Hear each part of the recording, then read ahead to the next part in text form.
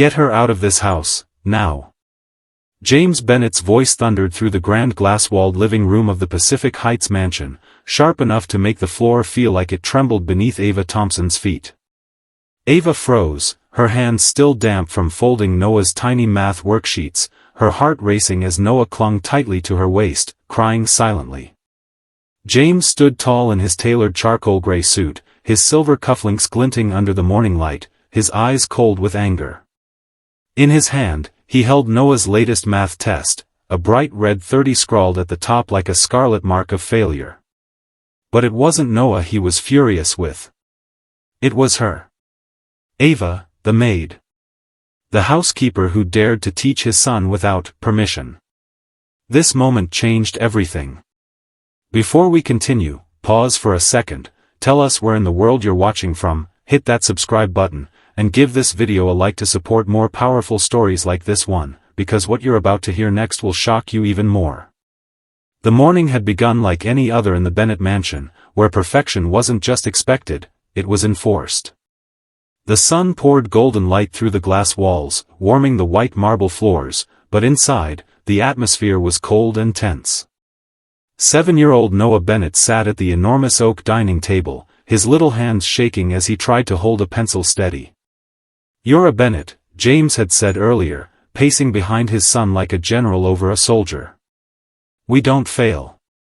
The boy blinked back tears, his big brown eyes scanning numbers that refused to make sense. Ava, standing quietly by the counter, had been folding laundry when she heard Noah's soft whimper. She'd seen that expression before, the fear, the shame, the silent plea for someone to understand. She knew it too well because she had been Noah once, the child left behind in classrooms where no one believed she could learn. Ava had come to the Bennett mansion 2 months ago after her grandmother, Ruth, begged her to take the job for stability. At 32, Ava had dreams bigger than scrubbing marble countertops, but life hadn't given her much choice. And yet, from the very first week, she had noticed Noah's struggles, his test scores in the 30s, his growing anxiety, and James's frustration boiling over with each failure. That morning, James slammed his palm against the table so hard that the crystal glasses rattled. 30 out of 100, Noah. Again. His voice cracked like lightning across the quiet kitchen. Lauren Mitchell, Noah's mother, wasn't there. She had left for New York 2 years ago after the divorce, leaving James to raise Noah with the help of housekeepers, tutors, and nannies, all of whom had failed to fix him. Ava stepped forward cautiously, her voice soft but steady. "Mr. Bennett," she began, glancing at Noah's trembling hands, "maybe he just needs a different approach." James turned sharply, his icy stare locking on her. "And what would you know about teaching, Ava? You clean floors. You wash dishes. Stay in your lane." Her chest tightened, but she didn't back down. Later that afternoon, when James left for a meeting, Ava knelt beside Noah on the floor of the conservatory, the glass ceiling bathing them in natural light. "Let's make math fun," she whispered, pulling out a box of colorful Legos from the playhouse nearby. Noah blinked, confused. "Fun?" "Yeah," she said, smiling. "We're going to build a bridge. But we can only use the right number of pieces if we solve the math problem. Every right answer gets us closer." For the first time, Noah leaned in, curious. They spent hours on that carpet, counting pieces, dividing colors, stacking towers. Ava used spoons, bottle caps, marbles, anything she could find, turning equations into stories, giving meaning to numbers. Noah giggled when they rescued Lego people by calculating how many bricks it would take to cross lava gaps. That day, Noah solved 10 problems in a row. It was the first time she saw his face light up with pride. But Ava knew the mansion's walls had ears. Evelyn Harper, the head housekeeper, stood silently in the hallway that evening, her arms crossed, her sharp gaze locked on Ava like a predator sizing up prey. Evelyn was a 49-year-old woman who had worked for the Bennetts for decades, proud of her position and protective of her control. To her, Ava wasn't just a threat to her authority, she was an outsider who didn't belong. That night, Evelyn's whispers traveled faster than wildfire through the staff quarters. By morning, Ava noticed the stares, the sudden silence when she walked into rooms, the cold smirks from other maids. It was clear, Evelyn had turned the household against her. Days later, James discovered Ava's secret lessons when he came home early from a board meeting. He found Ava and Noah on the living room floor surrounded by Lego pieces, laughing as they built a massive bridge. James's face turned red instantly. "What is going on here?" His deep voice cut through the air. Noah's small voice trembled, "Dad. Ava's helping me. I can do math now." James snatched the worksheet, scanning it quickly. Noah had solved every problem perfectly. Still, instead of pride, his jaw tightened. "You're done," he said coldly, glaring at Ava. "I didn't hire you to teach my son." But Noah stood up, fists clenched, tears welling. "No. If Ava stops helping me, I'll fail again." It was the first time Noah had ever raised his voice to his father. The room fell silent. Ava braced herself, expecting James to erupt again, but instead, he just stared at his son, conflicted. Something in Noah's voice had cracked through the walls of his pride, if only for a moment. That night, Ava retreated to the basement laundry room, the only place she could breathe. The hum of the machines drowned out her thoughts as she sat on a small stool, holding her grandmother's worn journal, flipping through pages of handwritten notes about teaching children with patience and love. Ruth had been a seamstress her whole life, but she taught Ava everything using scraps of fabric and sewing buttons. "The tools don't matter," Ruth always said. "It's how you make a child feel while they learn." Ava traced those words with her finger, knowing she couldn't give up, not on Noah, not on herself. The next morning, Noah found her in the laundry room with his notebook, his cheeks red from crying. "Please don't leave," he whispered. "I want to learn with you."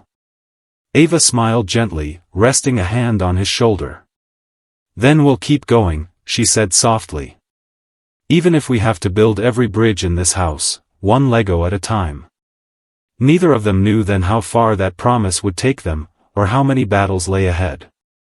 Because Evelyn wasn't done. And soon, Lauren would return from New York with a custody claim that would drag Ava into a fight she never imagined facing, one where her worth, her past, and her future would all be put on trial. In the days after the confrontation, the atmosphere inside the Bennett mansion grew heavier, but inside the glass-walled conservatory, Ava and Noah continued their quiet lessons, their soft laughter mixing with the golden autumn sunlight streaming across the marble floor. 3 groups of 4 equals what? Ava asked gently, placing a few Lego pieces in front of Noah. 12, he shouted proudly, his little face lighting up with joy. 2 weeks later, Noah's next math test came back with a bold 85 out of 100 written in green ink. For Noah, it was victory, for Ava, it was hope. But for Evelyn Harper, it was a spark that lit a fire. Evelyn, the head housekeeper who had served the Bennett family for over 20 years, couldn't stand the thought of a new maid overstepping her place. One evening, as Ava folded towels in the laundry room, Evelyn appeared in the doorway, her tone sharp as glass. "You're crossing the line," she hissed. "This isn't your child." Ava paused, gripping the edge of the towel to steady herself, keeping her voice calm. "I just want to help Noah do better." Evelyn's cold smile sent chills down Ava's spine. "Be careful," she warned softly. "You won't win here." The next morning, Noah's math worksheets mysteriously disappeared. Ava searched the entire mansion, and finally found them crumpled behind the kitchen trash compactor, smeared with coffee stains. Noah's voice cracked when he saw them. "Ava, someone ruined them." Ava knelt beside him, brushing his hair gently. "It's okay, baby. You're smarter than those papers," she whispered, though inside, her chest burned with anger. From then on, she and Noah began studying in secret, hiding in the basement laundry room where Evelyn's watchful eyes couldn't reach. Down there, spoons became fractions, bottle caps became counters, and socks turned into fraction markers. Numbers slowly became less scary, and Noah's confidence blossomed. But their secret wouldn't last long. One rainy Thursday afternoon, James came home earlier than expected, following the faint sound of Noah's laughter through the quiet halls. When he opened the laundry room door, he froze. There was his son, sitting cross-legged on the floor, solving math problems with Ava guiding him patiently, their notebook spread across the tiles. "Ava." "Outside," he ordered, his deep voice low and controlled. In his study, the heavy oak door closed behind them. James stood behind his desk, his gaze sharp. "Why?" he asked finally, his voice quieter than she expected. "Why are you doing this?" Ava took a steady breath, keeping her tone soft but firm. "Because Noah needs someone to believe in him. He's not failing because he's lazy or careless, he just hasn't found a way to learn that works for him." James leaned against the desk, rubbing his temples, torn between pride and frustration. "Do you have any idea how many tutors I've hired? How much I've spent on programs, apps, private instructors? None of it worked." Ava stepped closer, meeting his gaze. "Because they don't see Noah," she said gently. "They see a problem to fix. I see him." James opened his mouth to respond, but a knock interrupted him. Evelyn stood in the doorway, her arms folded tightly, her voice dripping with false concern. "Mr. Bennett," she said softly, "some of the staff are worried. Ava's spending too much time with Noah. Making decisions without your approval." James's jaw tightened, his gaze shifting between Evelyn and Ava. "I'll handle this," he said curtly, dismissing Evelyn, but Ava could feel the seed of doubt had been planted. A week later, James attended a meeting at Noah's school. Ms. Ramirez, Noah's teacher, greeted him with a warm smile. "Whatever you're doing at home, please keep it up," she said. "Noah's improving faster than I've ever seen. He's finally excited about learning." James nodded slowly, pride flickering briefly across his face, but Evelyn wasn't finished. Quietly, she gathered evidence against Ava, photos of Lego bridges, screenshots of worksheets Ava had designed by hand, carefully organized into a sleek envelope. Late one night, James returned to his study to find the envelope on his desk, with a single handwritten note, "Be careful who you trust." That night, he sat alone in the dimly lit study, turning the papers over and over in his hands, his mind a storm of conflicting thoughts. He had built his tech empire on precision, hiring only the most qualified experts for every role. And here was Ava, without credentials, without degrees, producing results his expensive tutors never could. For the first time in years, James felt unsure. Meanwhile, Ava worked tirelessly, pouring every ounce of creativity and love into Noah's learning. She crafted handmade math games, colorful charts, and built tiny bridges with him, teaching not just numbers, but confidence and curiosity. But Evelyn's whispers were spreading beyond the mansion. One evening, Ava returned from the grocery store to find Noah curled up on his bed, tears staining his cheeks. "Ms. Evelyn said, you're leaving," he sobbed, clutching her arm tightly. Ava wrapped her arms around him, stroking his hair gently. "No, baby. I'm not going anywhere," she promised softly. "We're in this together." Still, she knew Evelyn was succeeding in planting fear, and James's silence worried her deeply. Then, just when Ava thought things couldn't get worse, an unexpected letter arrived. Inside the sleek white envelope was an official custody petition from Lauren Mitchell, Noah's mother in New York. In bold, unforgiving letters, it accused James of neglecting Noah's academic development and claimed he had placed his son's education in the hands of an unqualified domestic worker. James's hands trembled as he read the words, his chest tight with anger and disbelief. Ava stood frozen nearby, her breath caught in her throat. The quiet battle inside the mansion was over. A bigger war was coming, one that would drag Ava into a courtroom where her worth, her choices, and her future would be placed under a microscope. The San Francisco courthouse stood tall under gray skies, its cold marble columns casting long shadows as Ava Thompson walked up the steps, clutching the worn leather journal her grandmother Ruth had given her. Her palms were damp, but her gaze remained steady, focused on the glass doors ahead. This was no longer just about math. It was about Noah, her dignity, and proving to the world that what she did came from love, not ambition. Inside, the courtroom buzzed with tension, lawyers shuffling papers, journalists whispering, and Lauren Mitchell seated confidently at the plaintiff's table in a sleek navy dress, her expression calm but calculating. At the defense table sat James Bennett, sharp in a tailored suit, his jaw clenched, his hand resting firmly on Noah's shoulder to reassure him. Ava sat slightly behind them, her heart pounding, feeling every curious gaze from the audience. At precisely 9 o'clock, Judge Martha Delaney entered, her black robe flowing as she took her seat at the bench. "This court is now in session," she announced, her voice echoing against the wooden panels. Lauren's attorney, a tall man named Richard Klein, stood first, his tone deliberate and sharp. "Your Honor, this case is simple," he began, gesturing toward Ava without looking at her. "My client seeks joint custody of Noah Bennett, a bright child whose education has been neglected. The father, Mr. James Bennett, has placed his son's academic development into the hands of an unqualified housekeeper with no formal training, no credentials, and no right to interfere." Ava's chest tightened at his words, but she forced herself to breathe evenly. Then James's attorney, Priya Sharma, rose from the defense table, her voice calm but firm. "Your Honor, we dispute the claim of neglect. Noah is thriving, showing measurable improvement.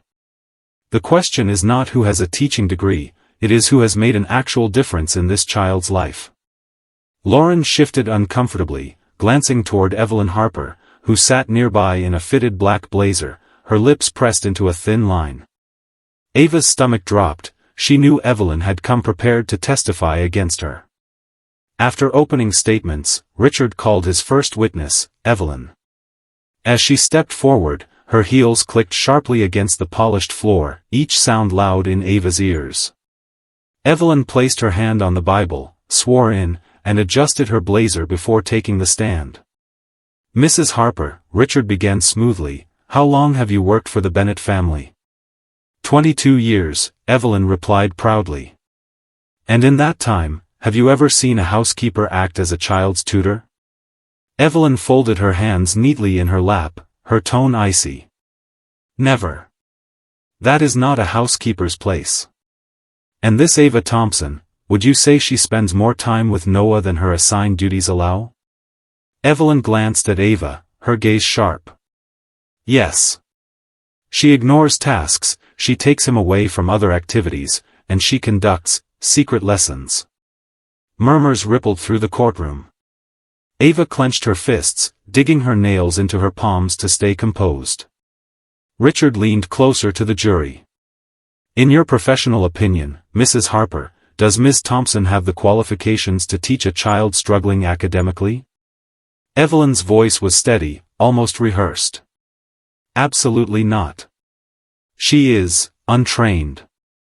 James's attorney, Priya, rose for cross-examination, stepping toward Evelyn with deliberate calm. "Mrs. Harper," she began, "are you aware that Noah's math scores improved from an average of 30% to 85% after Ava began working with him?" Evelyn hesitated, her lips twitching slightly. "I heard something like that, yes." "And before Ava arrived, did any of Mr. Bennett's highly paid tutors achieve similar results?" Evelyn shifted in her seat, her fingers tightening on the railing. "I wouldn't know the details, yes or no, Mrs. Harper?" Priya pressed. Evelyn exhaled sharply. "No." A flicker of unease passed over her face, but her gaze hardened again as she stepped down.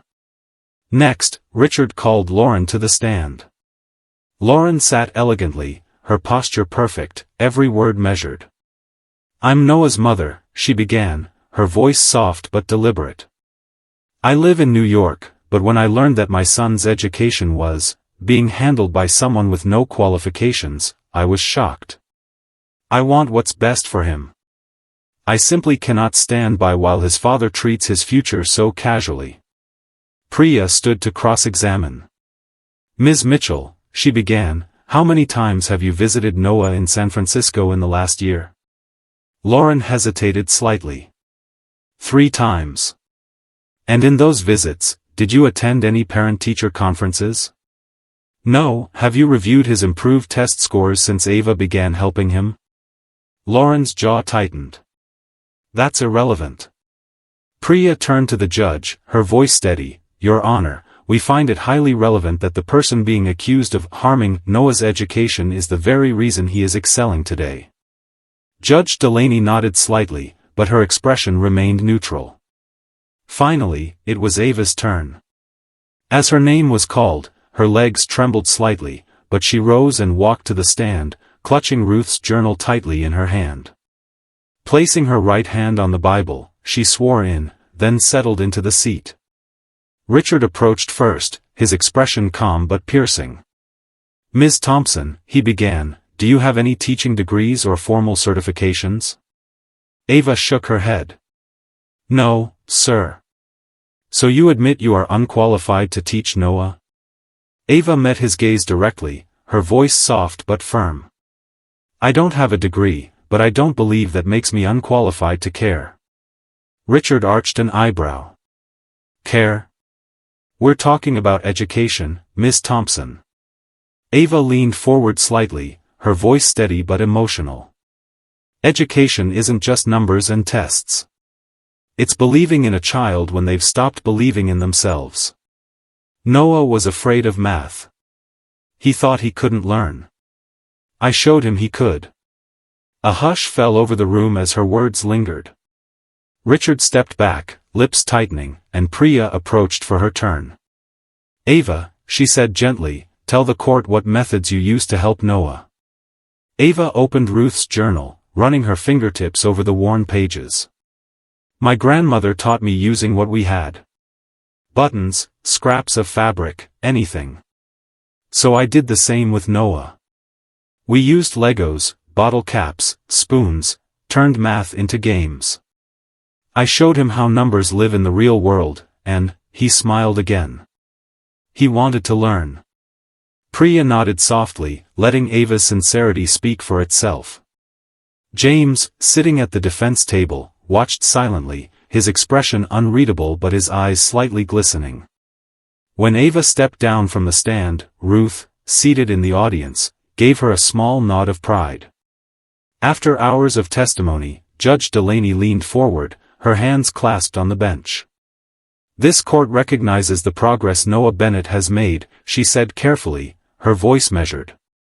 While Ms. Thompson lacks formal credentials, her contributions to the child's education are undeniable. Custody will remain with Mr. Bennett. However, Ms. Thompson is encouraged to pursue formal training if she wishes to continue in this role. Relief washed over Ava like a tidal wave. James exhaled deeply, shoulders sagging with quiet gratitude. Lauren's expression faltered, frustration flashing briefly before she composed herself. Evelyn sat stone-faced, though the tension in her jaw betrayed her anger. As the gavel struck, Ava knew this wasn't the end. Her battle inside the mansion was far from over, but today, she had defended not just her role in Noah's life, but her belief in herself. And deep down, she promised one thing silently as she glanced at Noah's beaming face: this was only the beginning. The weeks after the custody ruling brought a quiet but undeniable shift inside the Bennett mansion. For the first time since Ava Thompson had stepped through its glass doors, the tension in the air began to ease, slightly. James Bennett, usually reserved and commanding, started watching Ava differently, his sharp blue-gray eyes carrying something new: respect. One evening, he invited her into his study, a space where authority seemed to hang in the air like incense, the polished oak desk glinting under soft amber light. I owe you an apology, he said plainly, surprising her. I judged you before I saw what you could do for Noah. Ava hesitated, clutching Ruth's worn leather journal in her hands, unsure how to respond. I was just trying to help, she murmured softly. James leaned back in his chair, his voice steady but sincere. You did more than help. You accomplished what I couldn't with expensive tutors and endless programs. You saw my son. He paused, sliding a sleek folder across the desk. This is for you. Inside, Ava found enrollment papers for the San Francisco State University Teacher Training Program, tuition fully covered. James, I can't accept this, she stammered, tears pricking her eyes. But James's tone left no room for argument. You earned it. If you want to keep teaching Noah, I want you to have the tools to make it official. That night, Ava sat on her small bed in the staff quarters, staring at the enrollment papers under the warm glow of a single lamp. Her hands trembled as she called her grandmother Ruth, who answered in her gentle southern drawl. Baby, I told you, Ruth said proudly, God gave you this gift. Now he's opening the door. Walk through it. Encouraged, Ava enrolled immediately, beginning her journey toward certification. But Evelyn Harper, still nursing her humiliation from the courtroom, wasn't finished. She had ruled the Bennett mansion for over 20 years, and Ava's growing influence made her feel replaced. Whispers returned in the staff hallways, subtle but cutting. Some staff ignored Ava entirely, others rolled their eyes when she passed. One morning, Ava arrived in the conservatory to find Noah's math materials missing again. This time, instead of panicking, she stayed calm and searched the storage closet. Tucked behind a stack of unused linens, she found a trash bag filled with Noah's study guides, Ava's handmade charts, and even Ruth's journal pages she had photocopied to inspire Noah. Rage bubbled in Ava's chest, but she forced herself to breathe, collecting every item carefully. That evening, James noticed Ava quietly restoring the charts, taping the edges she had smoothed by hand. Who did this? He asked sharply. Ava hesitated, her lips pressing together. It doesn't matter, she whispered. We'll start again. But James's voice dropped low. It matters to me. The next morning, James reviewed security footage from the hallway cameras. When he called Evelyn into his study, his voice was colder than winter rain. I trusted you, he said evenly, sliding still images across the desk, pictures of Evelyn stuffing Noah's study materials into the closet bag. Evelyn tried to defend herself, her voice trembling slightly. I thought she was interfering, James. I was protecting Noah's routine. But James shook his head, his tone firm, you crossed the line. From that day on, Evelyn's power in the household began to fade. She remained, but her authority was quietly stripped away, other staff no longer feared her sharp tongue, and for the first time, Ava walked the halls without whispers following her. Meanwhile, Ava's nights grew longer as she balanced her duties, studying late into the evening after putting Noah to bed. Stacks of textbooks lined her small desk, alongside colorful flashcards she created to turn her lessons into games Noah could understand. On weekends, she attended training seminars at the university, learning modern teaching techniques, while Noah proudly called her Ms. Ava during their practice sessions. And Noah's progress soared. With each passing week, his confidence blossomed, his test scores climbing steadily until his teacher, Ms. Ramirez, called James for an update. He's at the top of his class now, she said warmly. Whatever Ava's doing, it's transforming him. Then came an unexpected surprise, an invitation from Westbridge Academy, one of San Francisco's most prestigious private schools. The envelope arrived in thick cream cardstock, embossed with gold lettering, inviting Noah to sit for the Academy's placement exam. Noah panicked at first, clutching Ava's hand tightly as tears welled in his big brown eyes. What if I fail? He whispered. Ava knelt, holding his face gently. Listen to me, baby. Failing is not falling. Failing is refusing to try. And you've already proven you're brave. Over the next 2 weeks, Ava worked tirelessly with Noah, turning every moment into a lesson, measuring pancake batter for fractions, counting toy cars for multiplication, even using chess pieces to teach probability. On exam day, James, Ava, and Noah stood together outside the towering glass entrance of Westbridge Academy, the Golden Gate Bridge visible in the distance. Noah's small hand gripped Ava's tightly as he walked inside. Hours later, they waited anxiously in the conservatory for the results, the tension thick as fog rolling over the bay.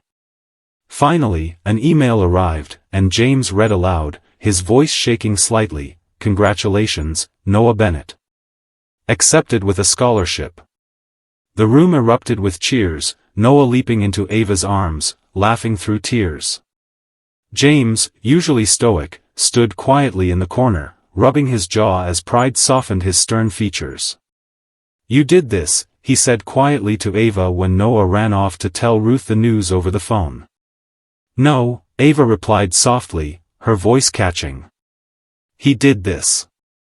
I just showed him how." But even as joy filled the mansion, Ava knew her journey was far from over. Balancing work, classes, and helping Noah had pushed her to exhaustion, yet every night she opened her textbooks and pushed forward, determined to pass her teacher certification exams. Ruth visited on weekends, often sitting in the conservatory knitting quietly while watching Ava teach Noah with a warm smile in her eyes. "You're building more than lessons," Ruth told her one evening, resting a gentle hand on Ava's shoulder. "You're building bridges, one child, one future, at a time." Those words stayed with Ava long after, especially on the nights when doubts crept in, when she wondered if she truly belonged in classrooms filled with certified educators. But each time, she'd remember Noah's laughter, his shining face when he solved a problem, and she'd find the strength to keep going. Spring crept softly into San Francisco, filling the mansion with light and the scent of blooming cherry blossoms. The tension that once defined the house had faded, replaced by quiet collaboration and respect. Yet Ava couldn't shake the feeling that Evelyn's resentment still simmered beneath the surface.